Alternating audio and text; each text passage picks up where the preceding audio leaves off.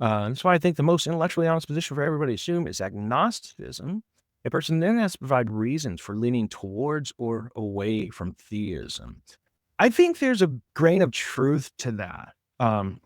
Here's why. I think this is a, a fair agnosticism. I think is a fair agnosticism. Again, the idea that I just don't know, like I'm going to remain neutral. I think that's the most neutral position, starting position one can take. The problem is that many people don't take that.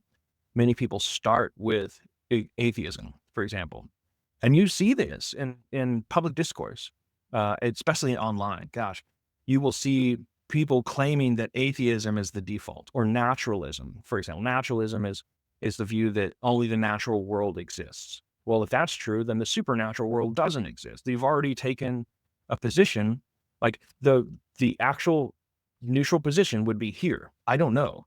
Here's one possibility, that naturalism, no supernatural beings exist, God, demons, angels, all that. Just the natural world is just, here's another option over here that those things do exist. So they don't exist over here, naturalism. This, like religion, supernatural sort of stuff, exists. The neutral position wouldn't be naturalism. Let's just all assume it doesn't exist. No, the neutral position would be somewhere in the middle, where you just start with the idea that maybe they exist, maybe they don't. That would be the much more intellectually responsible position from which to start.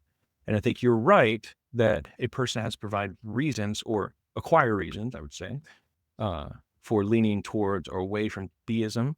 And I think that theism does absolutely have those resources to provide.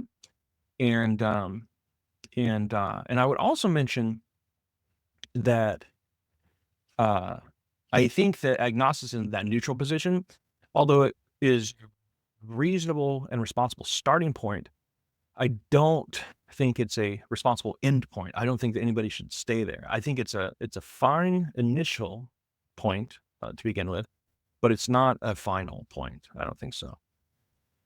All right, let's see. To be agnostic theist. Again, I don't think that's right either. If it's more than agnostic theist, we're reaching the point of needing to demonstrate something, just believing in the best explanation. Again, it depends on what you mean by demonstrate, right? So I'm not going to be able to demonstrate this through like, if you say, well, many people will be very cynical about this. They'll say, if God exists, he can just come down and show himself. Yeah, I suppose that's logically possible, but it's also very cynical, because you assume that you're the arbiter of things, and that if you demand that God shows up, he's going to do it. And if he doesn't, I guess, like, he would necessarily have to arrive on your demand, and if he doesn't, that's proof that he doesn't exist. That's really crazy. So I'm not saying that you're suggesting that, but if one expects a demonstration like that, then that's way too irresponsible, I think.